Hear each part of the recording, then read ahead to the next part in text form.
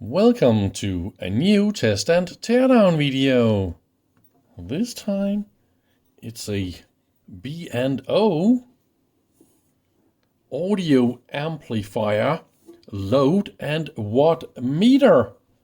It is a DIY project made at B&O. It's made at their labs by a student worker or a guy who was young and fantastic and wanted to build audio amplifiers, and of course he needed a load. So that will be the inputs, and he can check out there's for your oscilloscope a little, you can listen here with your headphones, volume, left and right switch, overload, temperature protection. You can select between 4 and 8 ohms. And that will be the Wattmeter ranges, 110, 100 watts, and of course a power off. I mean, it's just paper. But, you know, it's a DIY project. It looks like the meter can move. You can barely see handwritten numbers and stuff here. He probably just powered this up, and when you know you got these and these many watts, just add a little line, and there you have it with your calibration. As you probably can recognize the case, it is from one of my previous videos, the RV9A, the voltmeter, and this one is a little later model, because you see here there's a supply voltage switch and the data interface is not here anymore, so it is a different version. Also this one, see the case here, looks like an internal prototype or something like that. It's not at all like they are normally. I mean, but this is that case, so how is this? Well, that is a little bit weird. Oh, we still got the same sticker here, so that is a little bit weird. You're going to love this a lot. I mean, I am a little bit impressed. So, of course, it's made by somebody who is under education or studying at the Bang and Olufsen instrument line design lab. I mean, look at that circuit board. It's just beautiful. We got some op amps and stuff, right? Gates and the relays. I think those relays, they are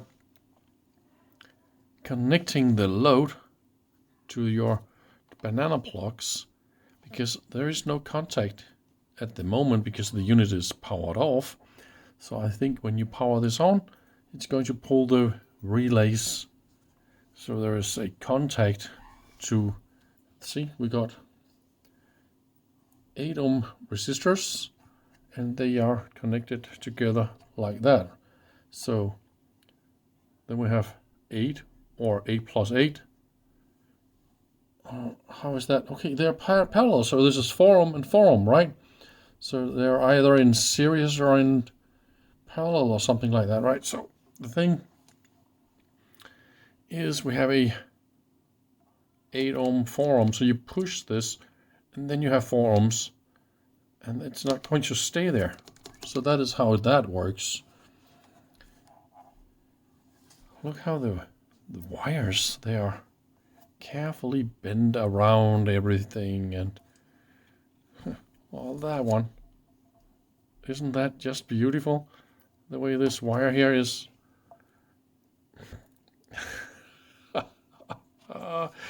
Okay, you can of course argue the size of the heatsink here. It could have been bigger, right? It could also have been higher. half of the resistors could have been mounted on the chassis, or the chassis could have been bigger, or you could have had, you know, like an external heat sink or something. But I don't think this, it's probably not meant to be loading an audio amp for durability or for a long time or anything like that. It's just check the watts. It can do this on this watts in 8 or 4 ohm. It takes 3 or 4 or 5 minutes, and then it's perfectly fine. There's, see, the NTC resistors down here. We got a temperature sensor on both sides. So when it's too hot, it's simply gonna disconnect, and then it's okay. So I only found one little thing to complain about, and that is the isolation distance here at the DIN connector down there. They're like almost touching. I don't know if we can see this here on the camera, but that is a little bit of a concern. So let me try and power this up and see if something at least happens. And here we go. That is weird. Oh yeah, see? Listen to the relay. They don't say anything. How's that possible?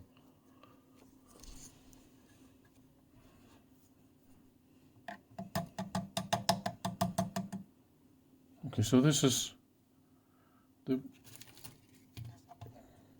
position of the relays. Let's go a lot closer. Now we can see what we're doing, okay? Now, power up. Nothing. Oh, click, click, when I turn it off. So why is it not?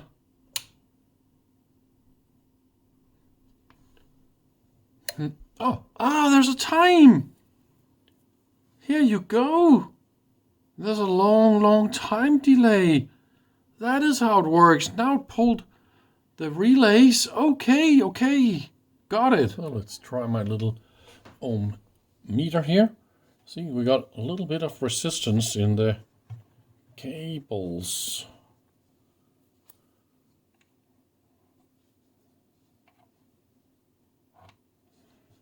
Ten ohms. And what if I push then it goes to 6. What if I massage this switch a little bit? No, that has no effect.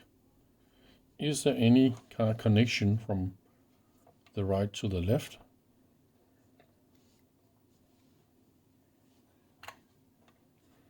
And the other one is what the heck? Why isn't this not the same? So if I push this in, it's 5 ohms, and then it's 9. That is some. Is that really? Yeah. That is how it is for some super sexy accuracy. And then 6 ohms. Maybe this got some. No. Ah! Look at that.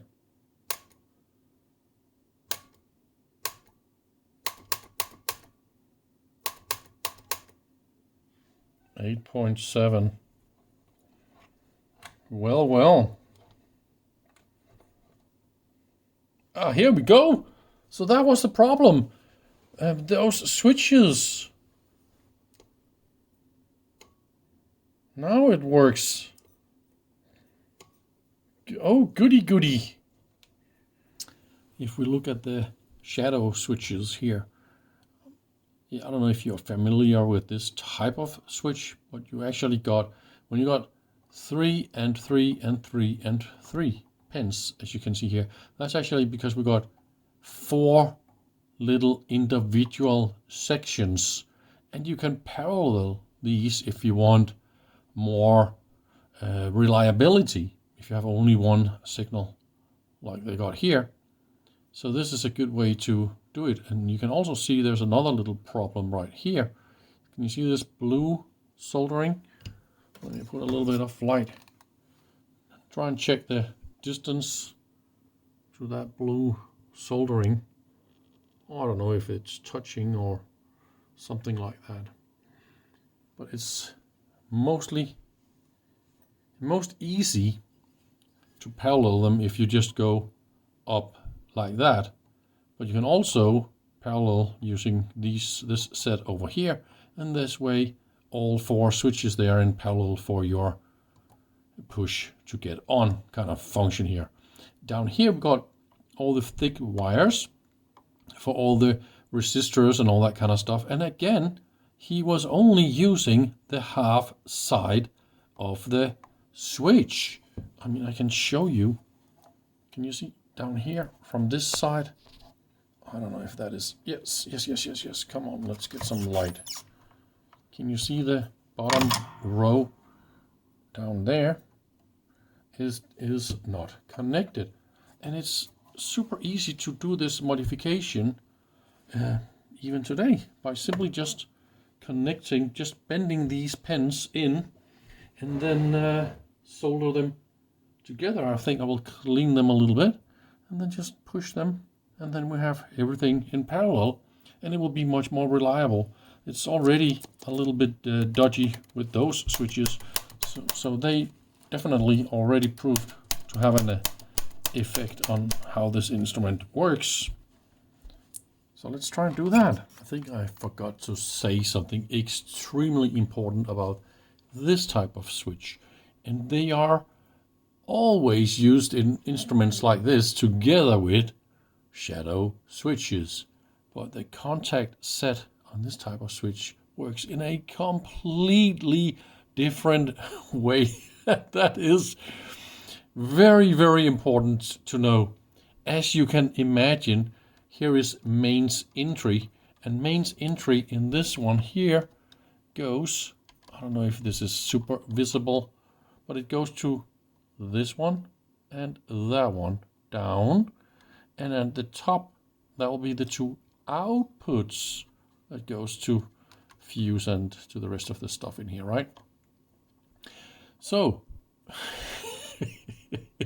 you can definitely see the difference. If we look at a shadow switch like this one, there's a contact between these 2, those 2, and those 2, and those 2 when it's pushed in, and when it's out, this little thing that connects these 2 moves out here and connects these 2 and connects these 2 and so on, right?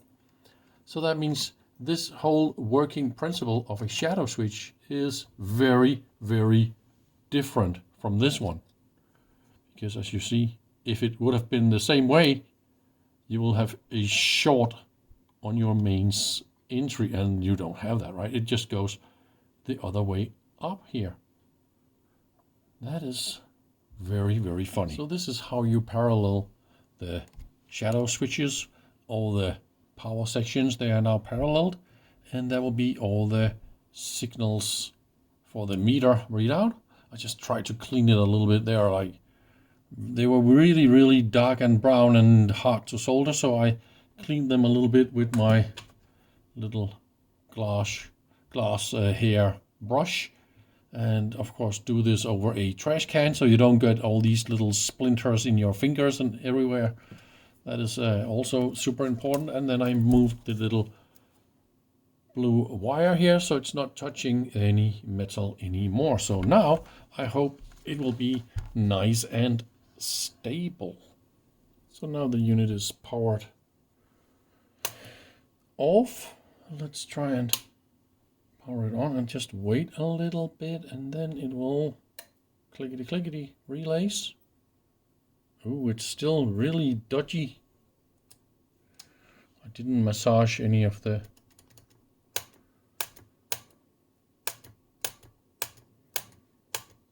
so is this really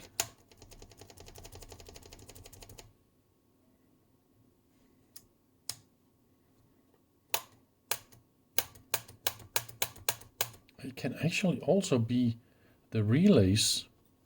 So it has nothing to do with all this. Maybe it's just because maybe we can try and do a little bit of knock. Oh yeah, see, that is a little knock on the relays. So those are to blame for the unreliability as well. That is not so nice. We can of course try and turn this off and then turn it on again, and then hopefully, see? So what I had the idea, I had to touch this, but it's just a little bit of knock here. Oops. See? Even on the table. That was enough. Oh dear, oh dear, oh dear. Those relays. Don't you just love relays? I don't really like relays, to be honest. It is the most unreliable.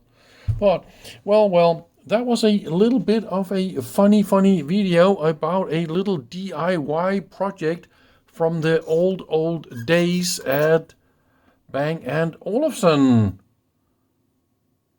And that was more or less all I wanted to show you about this fantastic little DIY project. I hope you had a little bit of fun. And please come back again tomorrow for a new video. Bye bye.